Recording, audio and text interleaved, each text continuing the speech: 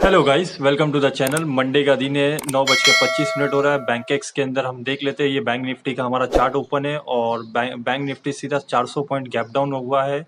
1% सीधा gap down हुआ है। तो और मेरा व्यू भी बेयरिश है, तो अब यहाँ पर तो हमारा कोई ट्रेड बनता नहीं है।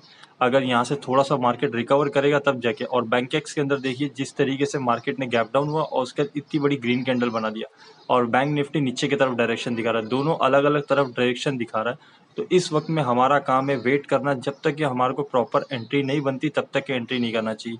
अब लगभग 10:15 हो चुका है और देख लीजिए एक ही जोन के अंदर 100 पॉइंट के अंदर ही बैंकेक्स और ये सारी चीज़ें मूवमेंट कर रही।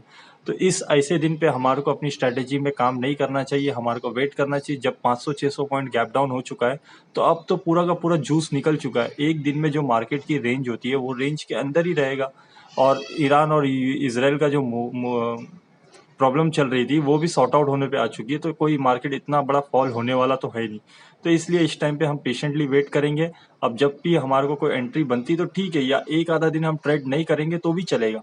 इंसान के अंदर में ज़्यादा करके ये होता है कि यार कुछ तो ट्रेड लूँ, कुछ तो ट्रेड लूँ। ट्रेड नहीं लेना भी ट्रेड है कि आप लॉस देने से अच्छा आप ट्रेड ही ना लो। अब देख लीजिए यहाँ पर जो मैंने रेंज बनाया था उस रेंज के पास में एक ग्रीन कैंडल बनाई और वहां से सीधा फॉल करना चालू हुआ। अपन फॉल भी देख लीजिए कितना थोड़ा सा हो रहा है। ना ना कॉल में पैसा बनता ना पुट में पैसा बनता। ये दिन आज का ऐसा है।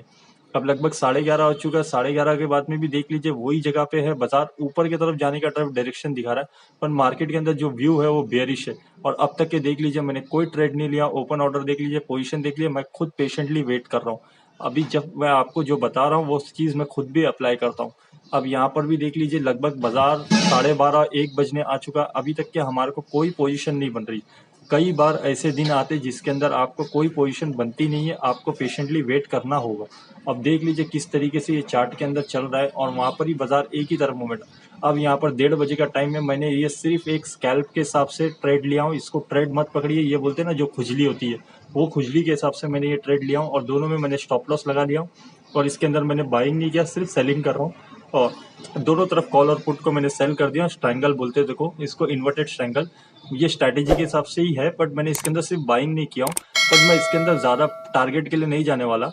टारगेट इसके अंदर मेरे को 800-1000 रुपये मिल जाएगा तो मैं ये ट्रेड से एग्जिट कर दूंगा, क्योंकि सिर्फ टाइम पास के हिसाब से मैंने ये ट्रेड लिया हूँ। ऑलरेडी पूरा दिन वेट करने के बाद में भी आज कोई पोजीशन नहीं बन रही थी, इसलिए मैंने ये ट्रेड लिया हूँ। हालांकि ट्रेड नहीं लेना था।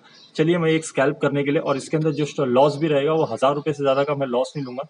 और इसके अंदर अगर मार्जिन देखा जाए तो अगर मैं बाइंग साथ में कर लेता हूँ तो वही 1 लाख रुपए की मार्जिन लगने वाली है। अब मेरे पास चलो कैपिटल, इसके लिए मैं बाइंग कर रहा हूँ।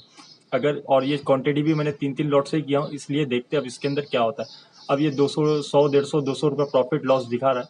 जैसे ही इसके अंदर 1000 रुपये का लॉस दिखाएगा मैं निकल जाऊंगा।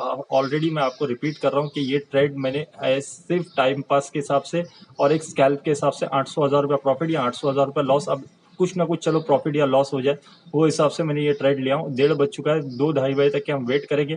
अगर प्रॉफिट आया तो ठीक है, अदरवाइज हम इसके अंदर से जो भी होता है निकल के हट जाएंगे। और स्ट्रैटेजी के हिसाब से हम देखते हैं कि अगले दिन कल ट्यूसडे के लिए तो हमारे पास कोई स्ट्रैटेजी नहीं है। हम उसके अंदर डायरेक्शन या नॉन डायरेक्शन जो भी मैं प्ले करूंगा वो मैं आपको बता दूंगा। अभी भी लगभग देख लीजिए वहाँ पर ही चल रहा है।